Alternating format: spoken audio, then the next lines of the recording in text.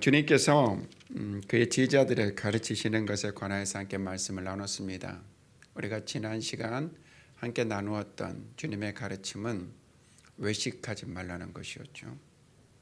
외식하지 말라는 것과 두 번째로 너희는 전파하는 삶을 살되 전파하는 삶 가운데 네 가지의 확신을 가지고 너희들이 전파하라 말씀하셨습니다.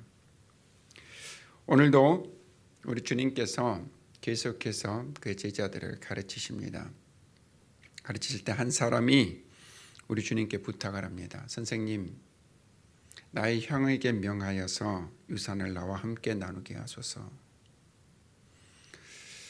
유대인의 유산법은 장자가 2배의 권리를 가지고 있습니다. 그러니까 아들이 둘이라면 부모의 재산은 3등분하여서 3분의 2는 장자에게, 3분의 1은 남은 아들에게 주는 것이죠. 근데 이 말씀만 보면 마치 형이 모든 유산을 상속하고 자신은 아무것도 없는 것처럼 보이지만 실은 그렇지가 않습니다. 지금 예수님께 부탁하는 이 한 사람도 분명히 자기 유산을 물려받았습니다. 근데 형이 받은 유산을 더 많이 자신이 소유하고 싶은 거예요. 그래서 예수님께 명하여서 형이 받은 유산 중에 몇을 나누어서 나에게 달라고 지금 부탁하고 있는 것입니다. 이를 어떻게 할 수 있냐면 예수님께서 그에게 하신 말씀에 있습니다. 14절 말씀에 보면 누가 나를 너희의 재판장이나 물건 나누는 자로 세웠느냐 하시고 그들에게 이르시되 삶과 모든 탐심을 물리치라.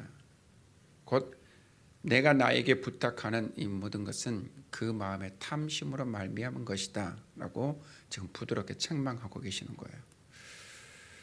여러분, 탐심에 관하여서 우리에게 증거하는 말씀을 보면 로마서 7장 8절에서 이 탐심은 죄가 기회를 타서 우리의 마음 가운데 이룬 것이다 라고 말씀합니다.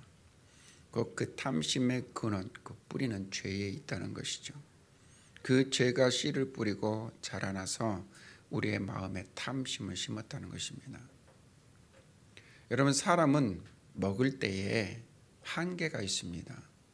무엇이든지 오래 하다 보면 그것의 실증을 느끼고 질리게 되는 것이 우리의 삶인데 이 탐심이라는 것은 끝이 없어요. 왜 그러냐면 죄의 그 뿌리를 두고 있기 때문입니다. 뿐만 아니라 골로새서 3장 5절 말씀을 보면 탐심은 우상 숭배라 하고 분명하게 우리에게 말씀합니다. 탐심이 죄의 근거에 있기 때문에 하나님께로부터 마음을 떠나게 하는 원인이 된다는 말씀이에요. 하지만 갈라디아서 5장 24절 말씀을 보면 따라해 봅시다. 그리스도 예수의 사람들은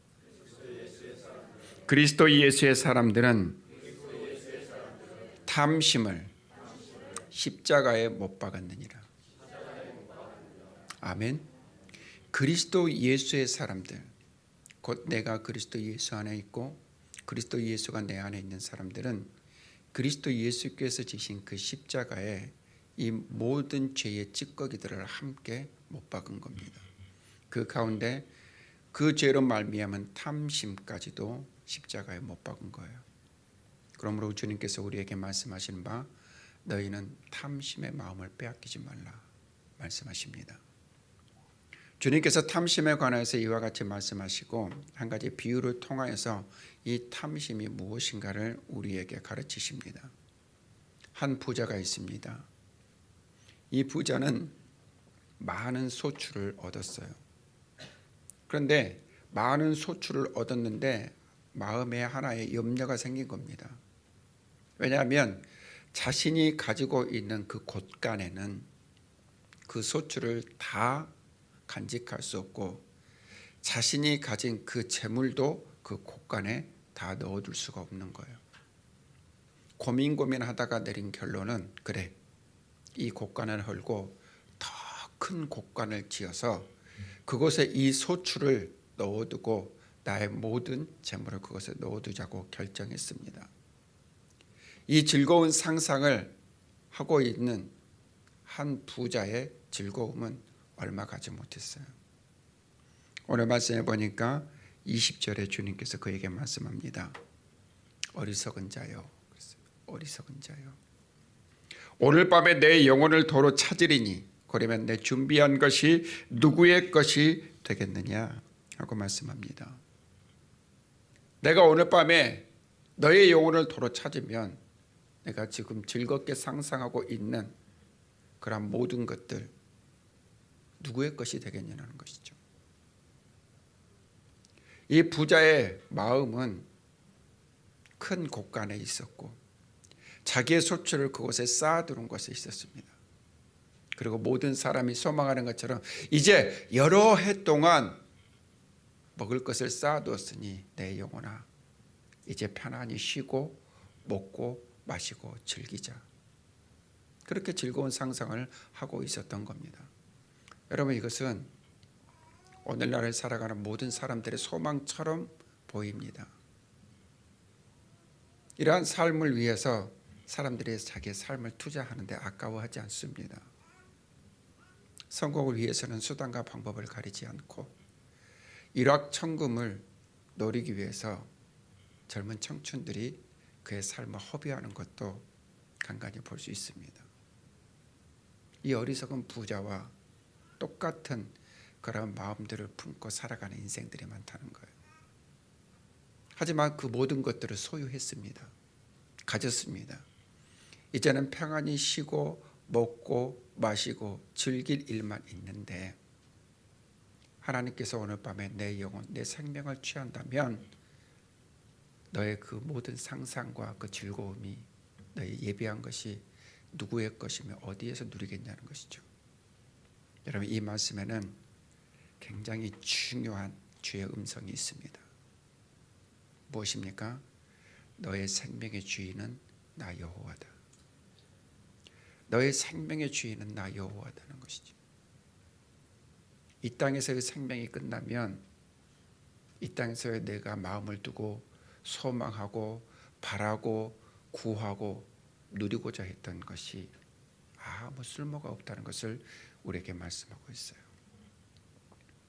주님께서는 이를 어리석은 자라 말씀하시고 그리스도 예수의 사람은 이와 같은 어리석은 삶, 탐심의 마음을 빼앗기는 삶을 살아서는 안 될 것을 말씀하고 있습니다. 자기에 대하여서는 부유하지만 하나님께 대하여서 가난한 자를 탐심의 마음을 빼앗긴 자라 말씀하신 거예요. 여러분, 하나님께 부유하다는 것이 무엇입니까? 하나님께 부유하다는 것은 물론 하나님께서 은혜로 베풀어 주시는 것에 감사한 마음을 담아 드리는 것이 있습니다. 그런데 하나님께 부유한 삶이 있습니다. 그것은 뭐냐면 오늘 우리가 읽었던 말씀 33절 말씀에서 잠깐 우리에게 주님께서 비추어 주신 것이 구제의 삶이라 말씀하고 있어요. 하나님께서는 과와 과부들에게 그 마음을 두셨습니다. 그 과와 과부들이 굶주리지 않고 춥지 않도록 구제의 손길 베풀기를 원하셨어요. 하나님께서는 나그네에게 마음이 있었습니다. 그래서 나그네들이 어디를 가든지 환영받고 영접받기를 원하셨어요. 하나님께서는 연약한 자들에게 마음이 있었습니다. 그 연약함 때문에 사람들에게 외면당하고 소외당하는 것이 아니라 연약할 때에 강한 자들이 와서 그를 붙들어주고 세워주기를 원하셨던 겁니다. 갇힌 자들이 외로울 때 돌아보아 주시기를 원했습니다. 하나님께 부유한 삶은 바로 이런 것입니다. 과와 과부들을 돌아보아 그들의 먹고 마시는 것에 어려움이 없고 병자를 돌아보아 그들의 약함을 도와줄 수 있는 삶, 나그네들을 기쁜 마음으로 영접하고 갇힌 자들을 돌아볼 수 있는 삶, 그것이 바로 하나님께 부유한 삶입니다. 탐심의 마음을 빼앗기고 자기만을 위하는 삶은 결코 이와 같은 주님의 마음을 알지 못합니다. 그러므로 그리스도 예수 안에 있는 너희들아, 너희 마음 가운데 탐심을 물리치고 너희를 위하는 삶에 부유한 자가 되지 말고 하나님을 위한 삶에 부유한 자가 될 때 구제하고 섬기고 나누고 영접하며 돌아보는 삶을 살 것을 우리에게 원하십니다. 주님의 이름으로 축원하는 것은 저와 여러분들의 삶이 하나님을 향하여서 부유한 삶 되기를 원합니다. 탐심의 마음을 빼앗기지 않고 이 세상에 속한 것들의 마음을 빼앗기지 않는 복된 삶이 저와 여러분들 가운데 있기를 주님의 이름으로 축원합니다.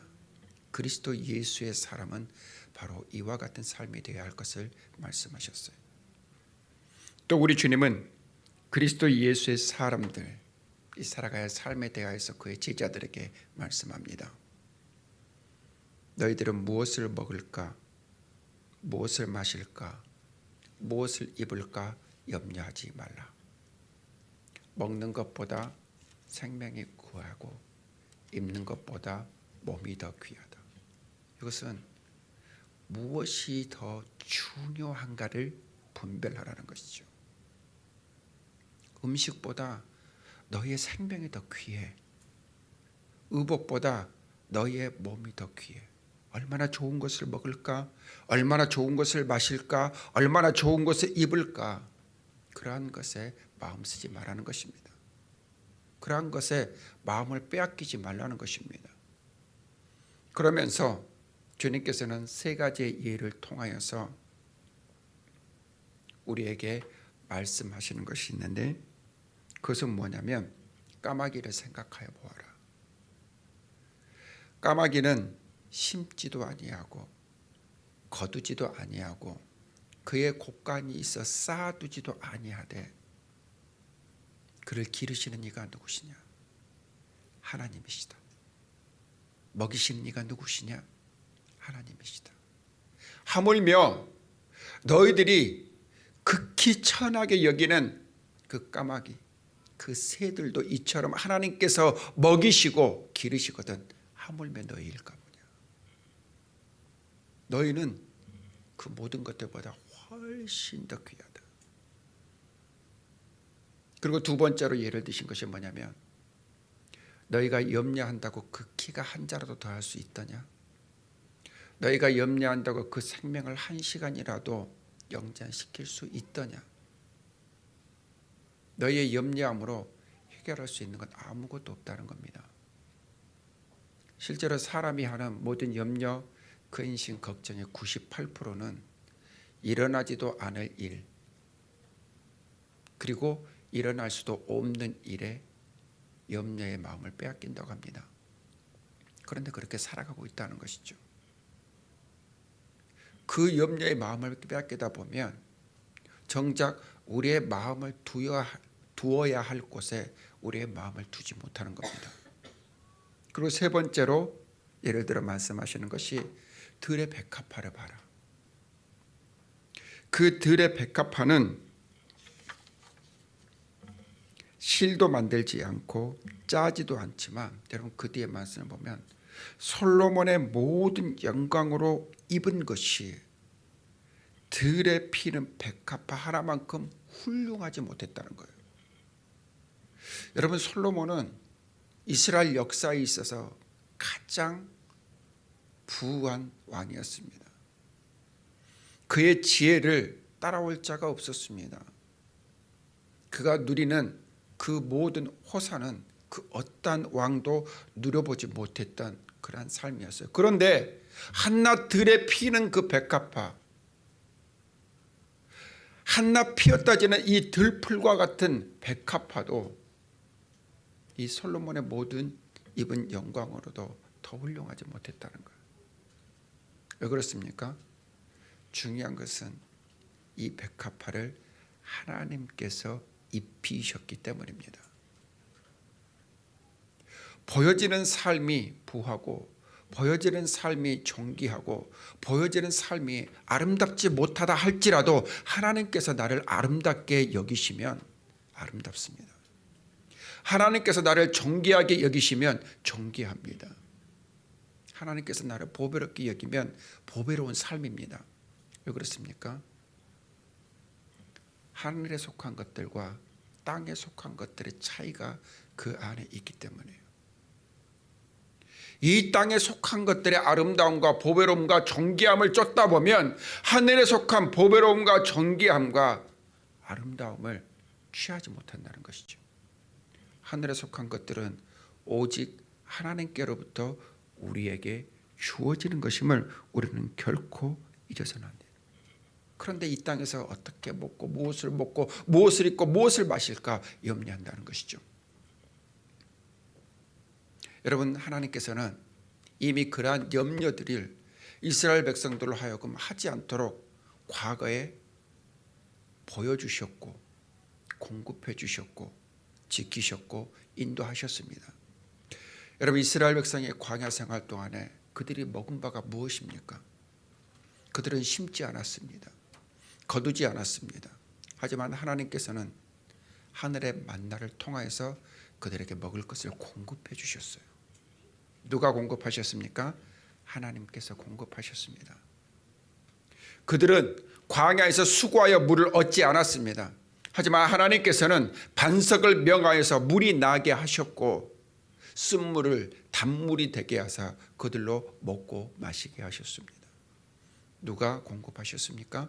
하나님께서 공급하셨습니다. 그들이 무엇을 입을까 염려하지 않아도 하나님께서는 40년의 세월 동안 그 옷이 헤어지지 않게 하셨습니다.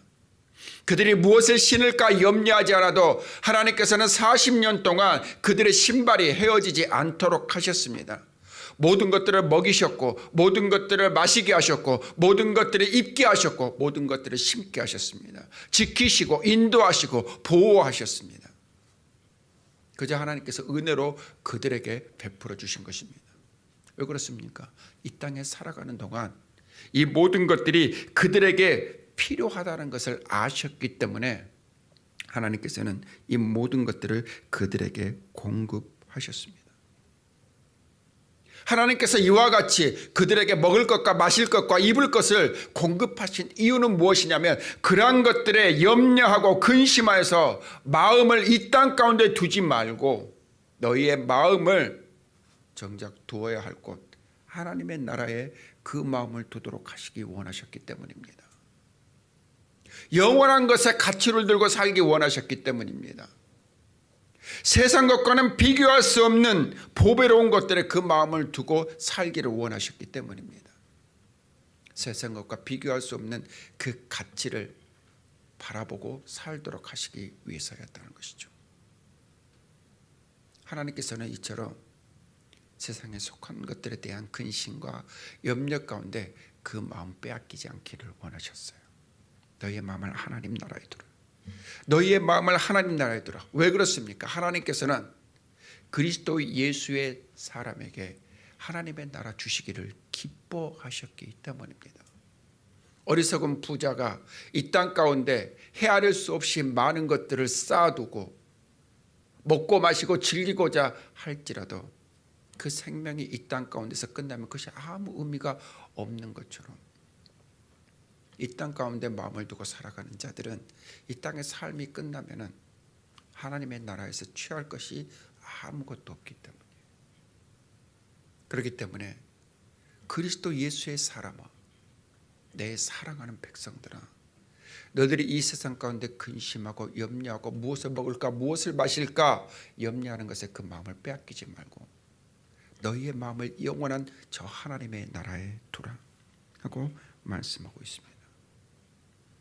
여러분, 하나님의 나라는 그 마음을 하나님의 나라에 두는 자에게 아버지께서 은혜를 주시는 선물입니다. 그러므로 우리가 이 땅 가운데 마음을 빼앗기지 아니하고 하나님 나라에 마음을 두어 그 나라를 소망하고 살아갈 때 우리는 이 땅에서 하나님께 부요한 삶을 살 수 있다는 것을 우리에게 증거합니다.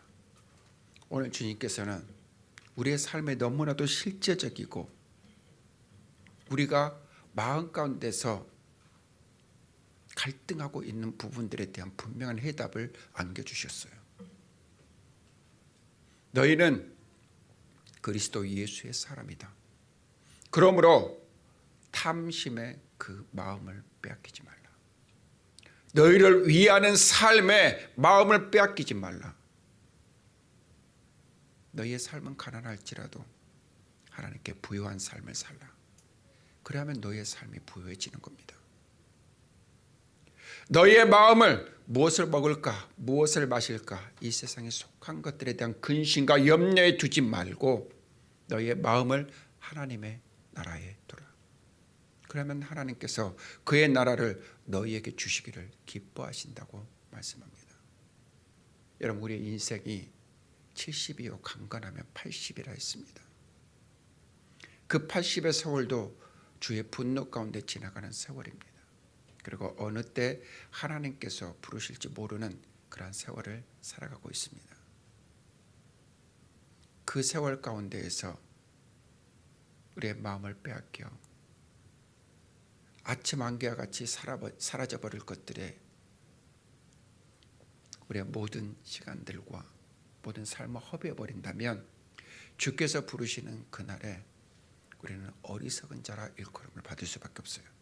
하지만 하나님의 나라에, 영원한 나라에 더 보배롭고 가치 있는 것에 우리의 마음을 두고 이 땅에서 우리의 삶이 끝나 하나님의 나라에 이를 때 그 두었던 보물들을 우리가 취할 수 있다면 그것은 이 땅에서 그것과 비교할 수 없는 것들을 누리고 경험하게 될 줄로 믿습니다. 특별히 34절 말씀을 여러분 기억하십시오. 너희 보물 있는 곳에는 너희 마음도 있으리라. 너무나도 분명하게 주님은 우리에게 강요하시는 것이 그거예요. 너희의 마음을 하나님의 나라에 두라. 너희의 마음을 하나님의 나라에 두라. 너희의 가치를 하나님의 나라에 두라. 너희의 삶의 우선순위를 하나님 나라에 두라. 그리하면 그 나라의 모든 것들을 우리로 하여금 누리게 하시겠다는 것을 말씀하셨습니다. 여러분, 탐심의 마음을 빼앗기지 마십시오. 하나님께 부유한 삶 사시기를 원합니다. 이 땅에 소망을 두고 이 땅의 모든 삶을 허비하는 어리석은 인생 되지 마십시오. 하나님 나라의 소망을 두고 그 나라를 바라보면서 주님께 부유한 자 될 수 있기를 주님의 이름으로 축원합니다. 그리스도 예수의 삶, 그리스도 예수의 사람은 이와 같이 하나님께 부유한 자요, 하나님께 소망을 두는 자요, 하나님의 영광을 위하는 삶이라는 것을 잊지 말고 오늘 주님의 가르침을 마음 가운데 깊이 새겨 저와 여러분들이 이 땅 가운데서 그리스도 예수의 사람으로서의 합당한 삶 살아갈 수 있기를 주님의 이름으로 축원합니다.